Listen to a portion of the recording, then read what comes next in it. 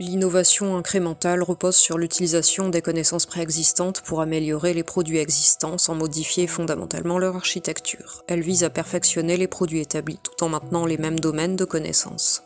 En revanche, l'innovation de rupture émerge suite à une transformation profonde des connaissances sur les produits et leur structure, donnant naissance à de nouveaux produits novateurs basés sur de nouveaux domaines de connaissances.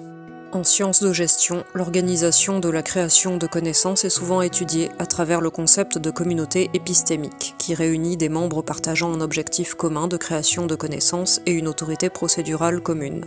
Cependant, cette forme d'organisation a ses limites en ce qui concerne l'innovation de rupture, car elle se concentre principalement sur l'exploitation des connaissances existantes plutôt que sur la création de nouvelles capacités pour des innovations radicales. Les récents travaux de recherche se concentrent sur les modèles de collaboration visant à générer de nouveaux domaines de connaissances pour favoriser l'innovation de rupture. Une étude met en lumière une structure organisationnelle unique au sein de ST Microelectronics, une entreprise franco-italienne spécialisée dans la conception, la fabrication et la commercialisation de puces électroniques, nommée le Technical Staff College, TSC.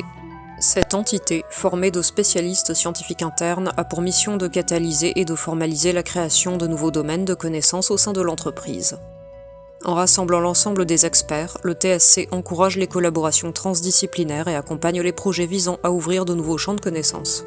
Le TSC se charge d'élaborer des analyses prospectives et stratégiques sur les futures technologies, d'organiser des discussions entre experts de divers domaines et de formuler des propositions d'axes d'innovation à explorer, tels que la photonique sur silicium, la récupération d'énergie ou la biophotonique. Son objectif est d'unir un groupe d'experts pluridisciplinaires à travers des échanges transversaux portant sur des domaines innovants qui touchent l'ensemble des expertises de l'entreprise. Contrairement aux communautés épistémiques d'experts, le TSC ne repose pas sur le partage de normes et d'intérêts cognitifs communs.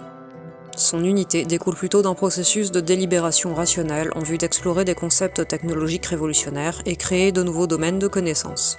La coopération au sein du TSC repose sur des accords discutés entre ses membres aboutissant à des décisions collectives consensuelles en vue de réaliser des objectifs partagés et de construire un avenir commun prometteur.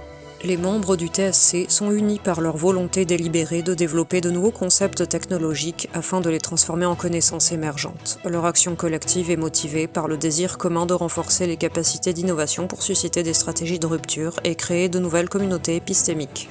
Du concept de communauté à celui de société proto-épistémique d'experts.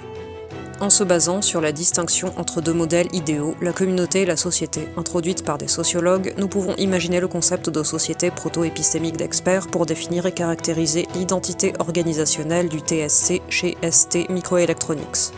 En sociologie, la communauté se caractérise par des habitudes, une mémoire collective et un consensus entre ses membres. En revanche, la société est formée par une association volontaire basée sur un contrat impliquant une décision librement consentie.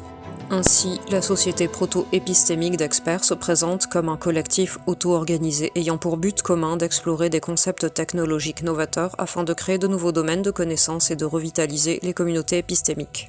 Le terme proto-épistémique fait référence à la création et à l'émergence d'un nouveau domaine de connaissances encore en construction, non défini et non stabilisé.